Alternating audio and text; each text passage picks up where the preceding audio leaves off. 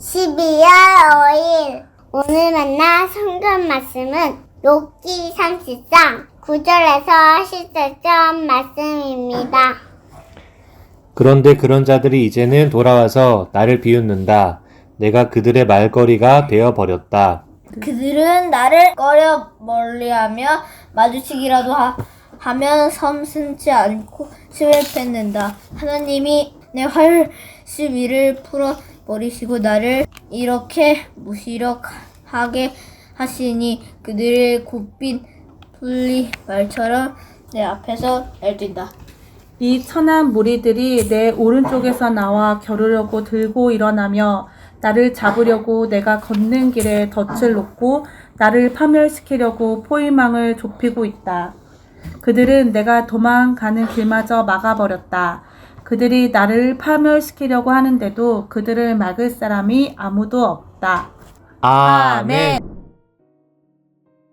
오늘 만나러 만나주시는 하나님을 기대합니다. 욥기 29장은 욥이 과거 좋았던 시절을 회상하는 내용입니다. 하지만 30장은 과거와 완전히 대조되는 현재의 상황을 묘사하기 위해 그런데 이제는으로 시작합니다.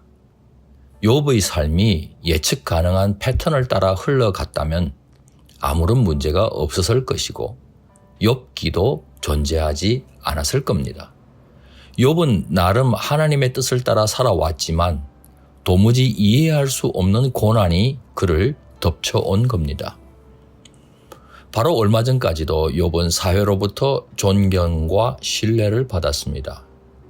사회의 약자들이나 소외 계층들을 위해 가진 것을 넉넉히 흘려보냈었고 조언도 아끼지 않았을 겁니다. 그런데 이제는 자기보다 어린 사람들에게도 모욕을 당하고 있습니다. 그들은 필시 욥에게 도움을 받았을 사람들입니다. 하지만 욥이 빈털터리가 되자 낯을 바꾸어 버립니다. 세상으로부터 받아온 그들의 서러움과 멸시를 분노로 변환시켜 욥에게 쏟아놓습니다. 자기 이해 관계에 따라 얼굴을 바꾸는 세상이 얼마나 비정한지 모릅니다. 욥을 조롱하고 욥에게 수욕을 안겨준 자들은 단지 사회의 하층민들만이 아닙니다. 동네 사람들이 소리를 질러 쫓아낼 정도라면 인격적으로도 문제가 많은 사람들이었을 겁니다. 욥은 그런 사람들에게서조차 멸시를 받고 있습니다. 동방의 의인에게는 전혀 어울리지 않는 부당한 보상입니다.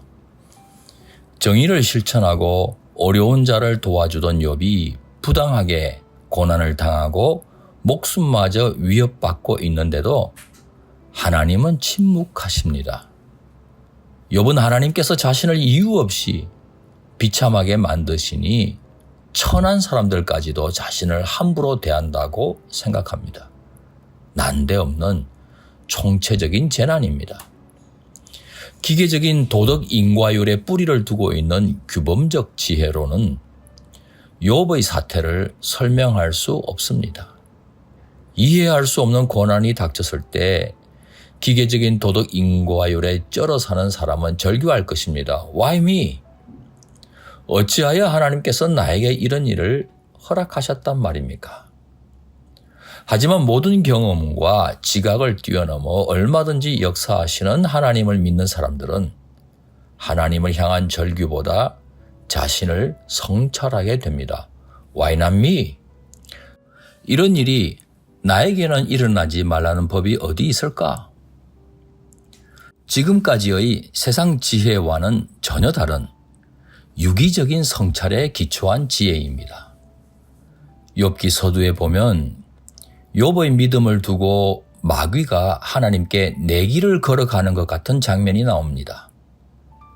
마귀는 욥이 고난 없기 때문에 하나님을 경외하는 것이지 고난 당하면 하나님을 원망할 거라고 주장했습니다. 급기야 마귀는 하나님의 허락을 받아 욥에게 온갖 고난을 갖다 준 겁니다. 우리는 욥이 저지경 되는 것까지도 하나님께서 허락하셨다는 것을 납득하기 힘듭니다. 하지만 뒤집어 생각하면 욥에게 닥친 고난은 주권자 하나님의 허락하심 속에 있다는 사실이 오히려 희망을 줍니다. 우리를 향한 하나님의 본심은 재앙이 아니라 사랑과 선이기 때문입니다. 사랑하는 성도 여러분, 지금은 도무지 이해할 수 없는 고난도 지나고 나서 뒤돌아 회고해보면 하나님의 인도하심이었다고 고백하지 않으셨습니까? 성찰적인 지혜가 생겼기 때문입니다.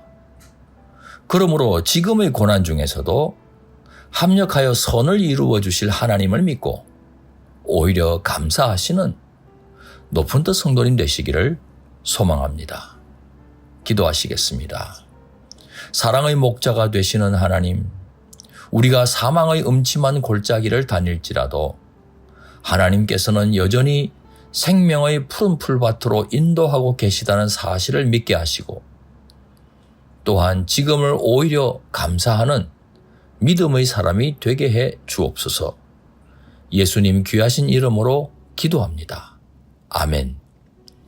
이제 두 가지 제목으로 함께 기도하겠습니다. 첫째, 오늘의 말씀을 따라 기도하겠습니다. 인간의 감각과 지혜를 얼마든지 뛰어넘어 역사하시는 하나님을 신뢰하며 그 인도하심을 받아들이는 믿음의 사람이 되게 하옵소서. 둘째, 국가를 위해 기도하겠습니다.